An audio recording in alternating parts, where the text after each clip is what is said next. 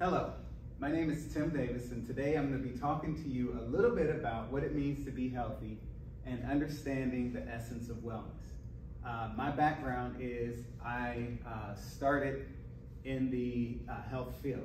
So, what does it mean to be healthy? Is it how you look? Is it how you feel? Well, according to the WHO, health is not just the absence of disease, but a state of complete physical, mental, and social well-being.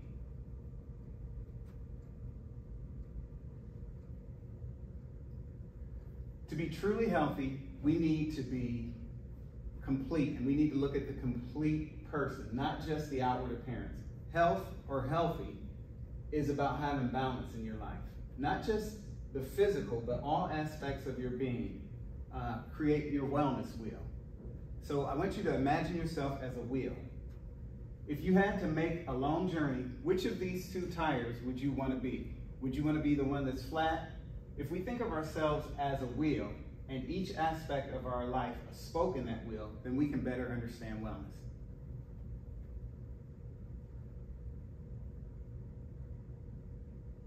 Okay, in order for a wheel to work properly, it needs to be symmetrical, meaning that each area has to be similar in size as the other one. Otherwise, it is not functional. It becomes flat and it doesn't work the way it was intended. The same is true with our wellness. There are 9 aspects of wellness that we want to talk about today. They are physical, mental, emotional, spiritual, social, intellectual, financial, occupational, and then finally, environmental. All of these work together to make us a well-rounded person. Let's start with physical health. Moderation is the key. You cannot conquer the world in one day. If you have never been to the gym, you can't start 7 days a week. And if you're going to worry about your dieting, then you need to concentrate mostly on what you eat and not how much you work out, because 75% of what you do is dieting. All right, so another aspect of our physical health, and there are 3, are strength training, cardio training, and stretching. Strength training is going to help you to increase your bone density. Cardio training is going to help you have a healthy heart, and then stretching will reduce your chance of injury. Let's talk about mental health. Mental health is very important. We need to find ways to tackle stress, to relieve stress. We need to find things that bring you joy. You need to have a person that maybe you can confide in to make these things these happenings in your life less constricting, I guess is the word. Emotional health. It is important to feel a range of emotions. You shouldn't just feel anger and joy. You should feel all the emotions. That will help you to enjoy life if you can feel a range of emotions, and it'll help you be more relatable to other people. Spiritual health. Your spiritual health means that you need to not necessarily believe in an organized religion, but you just need something that centers you.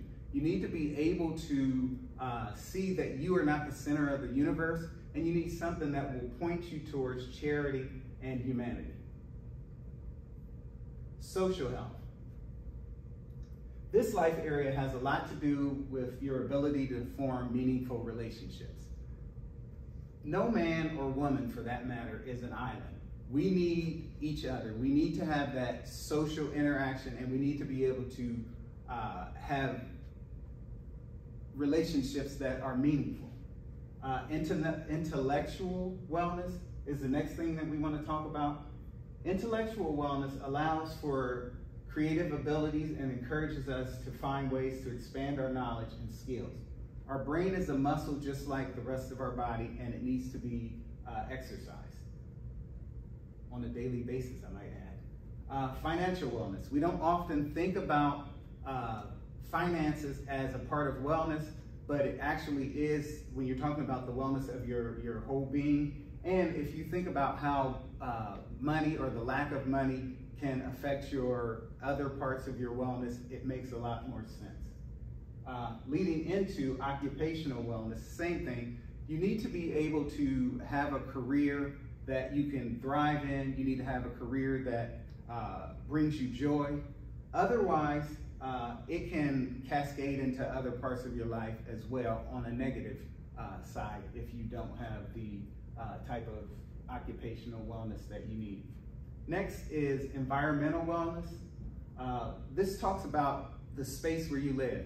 Is it a space where you feel safe? Does it produce joy, or does it add to the tension of your already hectic life?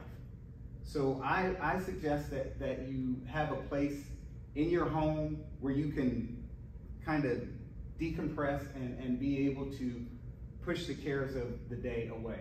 I urge you to think about all these areas of wellness and for you to make it a point to inflate those areas where you're lacking right now and things that you may have overlooked. It's easy to believe that you've got it going on because you're doing well in one area, but that's not necessarily the case. Achieving wellness is not a linear process, nor is it a terminal process, which means that sometimes you might take 2 steps forward, but then you have to take another step back. But you shouldn't get caught up on that because progression is the goal.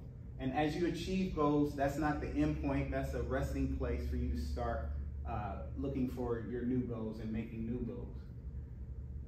Did you know that most new cars don't come with a spare tire?